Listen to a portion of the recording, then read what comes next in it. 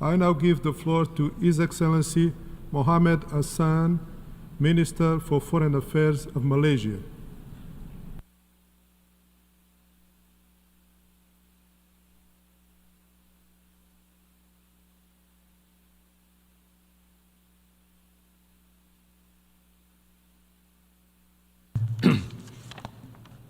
Bismillahirrahmanirrahim. Excellency, Mr. President, thank you for this opportunity to address the 79th session of General Assembly. Representing Malaysia, I stand before you today, Mr. President, reiterating our commitment to peace in line with the values enshrined in our esteemed charter. 79 years it has been since the founding of the United Nations. From the dust, the Second World War, we emerged, many of us as new nation states, with a shared goal to build a safer world. Yet, for many of us, it is not a safer world than it was 79 years ago. For many, it has only become a deadlier world. It has become a world in which war can be waged remotely and with impunity, a world in which a drone strike can fatally interrupt a lesson at school, a surgery in a hospital, or a convoy delivery humanitarian aid. We have lost, Mr. President, we have lost again these practices, yet our call for peace are repeatedly ignored and vetoed away. In other words, it is a world in which the mighty continue to silence the meek, with far greater weapon than before. Nowhere does this ring truer, of course, than in Gaza. We stand at a critical juncture in world history on the failure of global governance to address the genocide of Palestinians. And it has echoed across the world on the abysmal response by world leaders to end these horrendous crimes. Yet, there are also many of us who have pursued justice for the people of Gaza. For almost 1 year now, we have raised our voices in protest and sought to establish a ceasefire. Again and again, our voices have been shut down in the Security Council through the power of veto. It is clear the mechanisms of Security Council have been abused to enable mass atrocities.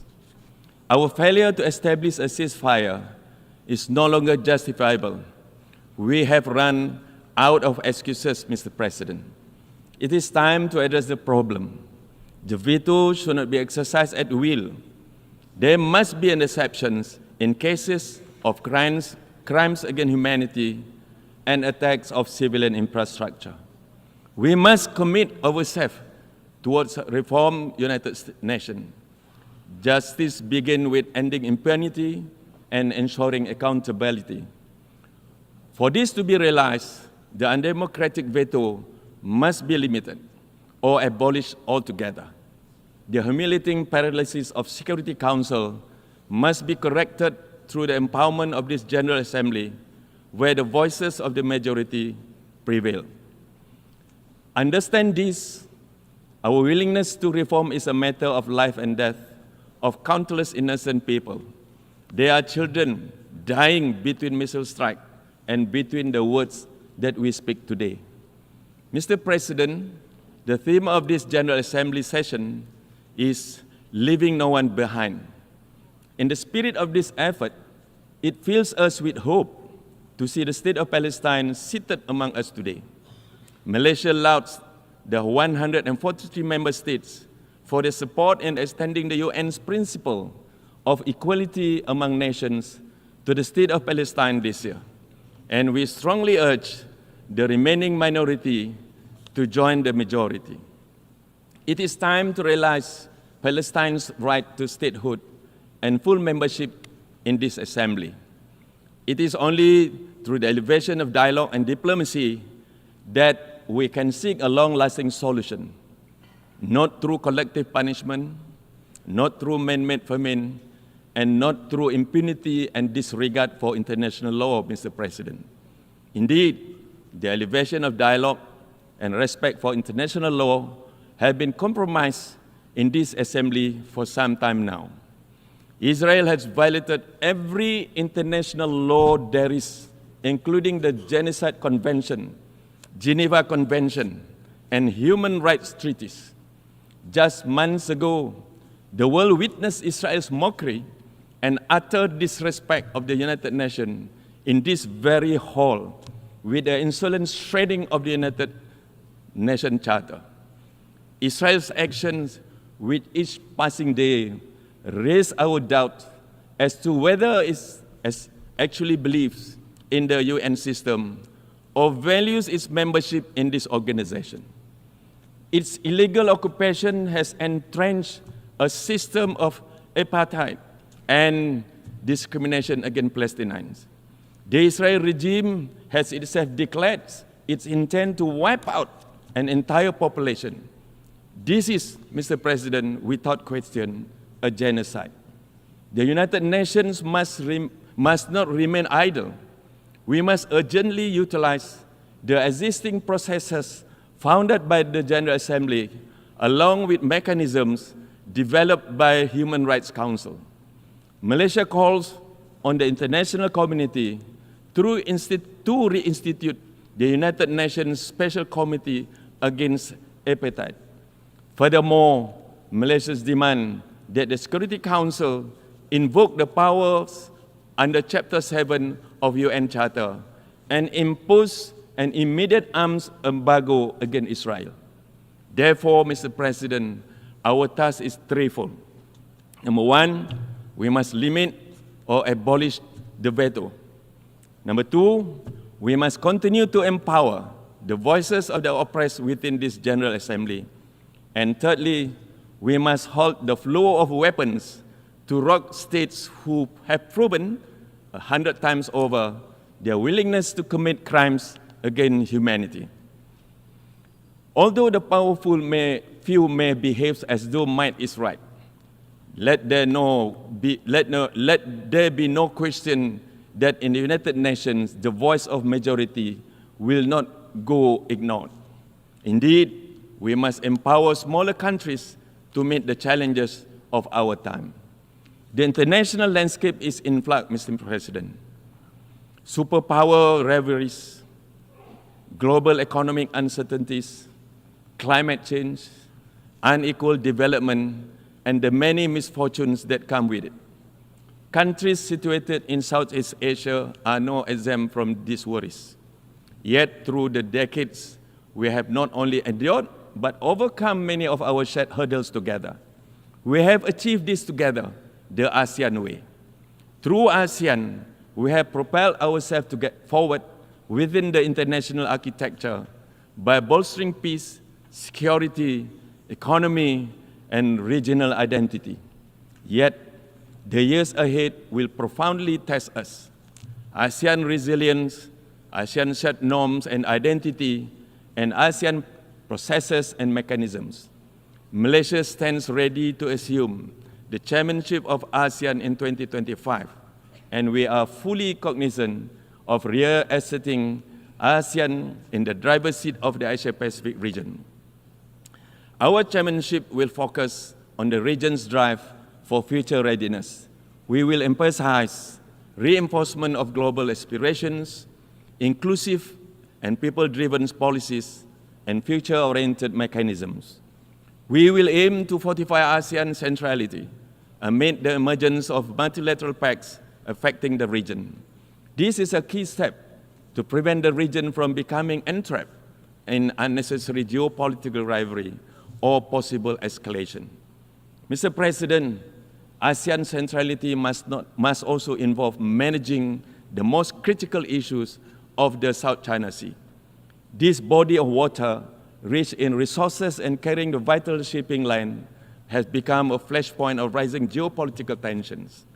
Escalation of rhetoric is a dangerous path to follow. We must not allow the situation to become dominated by growing distrust. This benefits no one. It only further undermines security and destabilizes global trade. We must collectively pursue a different vision of South China Sea, a future in which this region is a zone of peace, stability, and cooperation. We must adopt a collaborative approach embedded in diplomacy and dialogue. Thus, I call upon all countries to abide by the UNCLOS in the conduct of maritime governance. We must prioritize peaceful coexistence. This is also one of the many reasons the member states must continue to work together with regards to Myanmar. We will push for stronger humanitarian assistance and adherence to the ASEAN 5-point consensus to seek solutions. We will do it as one. The diversity of our region, far from being an obstacle, is symbolic of our power to build bridges. It goes without saying, Mr. President, that our stewardship of ASEAN will therefore emphasize continuous dialogue with our partners, as well as the adaptability needed to engage with different challenges and stakeholders. Malaysia will strive to realize our common desire and collective will to live in a region of lasting peace, security and stability, sustain economic growth, social progress, and ultimately shared prosperity. Yes, shared prosperity, Mr. President. This is the ghost of geopolitics, Mr. President, often spoken but never seen. Mr. President, the countries of the Global South have continued to be marginalized and remain underrepresented on many fronts. Global socio-economic development, climate mitigation efforts, education, health, and infrastructure development. International mechanisms fail to adapt to current realities, often isolating and penalizing developing countries, placing the burden of environment guilt onto them while disregarding our very real needs. The lack of infrastructure, technology, and resources has prevented developing countries from fully engaging in international system and aspirations. One of the primary challenges, Mr. President, is equitable access to financing for development. Innovative and new models of financing for development that drive sustainability, conservation, climate action, and achievement of SDGs should be part of new multilateral solutions. The climate crisis may be the most pressing challenge of our time. It is no longer a distant threat. It has flooded our doorstep, Mr. President. It transcends borders by disrupting economies and displacing entire communities. The scientific data has spoken. We are witnessing unprecedented level of warming, extreme weather, and devastating impacts of rising sea levels. National efforts alone will not suffice. The climate crisis requires global solution in the form of climate financing, technology transfer, and capacity building. We must continue to push for a just and equitable approach, the meeting of the development needs of the Global South. At the same time, Malaysia advocates the importance of Global South unity. We have a broader vision of promoting peace, development, and stable multipolar order through the empowerment of the voices of the South. The countries of the Global South hold massive potential to further the pursuit of peace and justice around the world, through solidarity among developing nations and through mutual support and understanding. This is fundamental to ensure fair and equitable progress for all. The Global South demands your attention, Mr. Chairman. We must not leave anyone behind. Unfortunately, global trends are pointing at the opposite direction. Around the world, we are witnessing an upsurge in hate speech and violence toward minorities. The past few years have been shadowed by the rise of Islamophobia in particular. We are appalled by the alarming trend of hatred, intolerance, and acts of violence against Muslims. This cannot continue, Mr. President. In the era of globalization, there is room for everyone to coexist. And it is our job, under the banner of a united world, to ensure that peace will prevail. We must take action now. Malaysia urges for the prompt appointment of the UN Special Envoy to combat Islamophobia. We stand ready to support any efforts undertaken by the UN towards nurturing dialogue between communities that will promote worldwide acceptance and understanding. While Islamophobia is a threat to Muslims, broader issues of hatred against the followers of any religion will undermine the universal values of justice and peace that we all vowed to protect. Mr. President, we stand on the eve of the 80 years of United Nations. We have achieved wonders together. Ours is a story of the modern successes of humankind. Together, we have delivered food to the starving. We have eradicated diseases. We took decisive actions against apartheid and in the 20th century, and we must do it again now.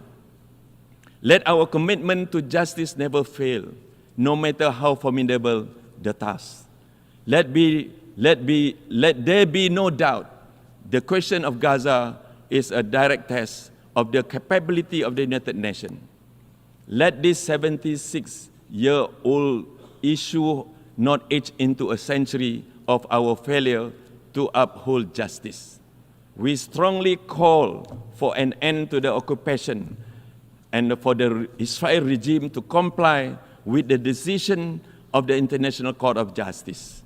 Mr. President, let our dreams of free Palestinians live beyond today and beyond the words that we have said. Thank you very much, Mr. President. I thank the Minister of Foreign Affairs of Malaysia.